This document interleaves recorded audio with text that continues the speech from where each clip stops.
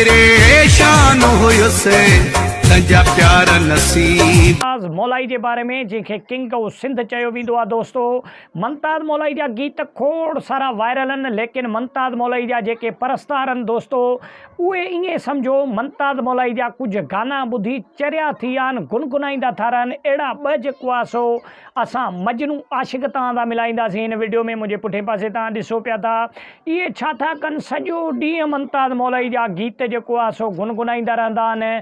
किथे होटल ते वेठा, चौंक ते वेठा, किथे बि घुमंदे फिरंदे घिटियुनि में मुमताज़ मौलाई जा गीत ॻाईंदा रहंदा आहिनि। त दोस्तों फ़नकारनि खे बि घुरिजे त कुझु पंहिंजे माना सोशल मीडिया ते मैसेज ॾिनो वञे त बाबा असांजा गीत तव्हां भले ॿुधो पर लेकिन चरिया त न थियो, परेशान त न कयो पंहिंजे माइटनि खे।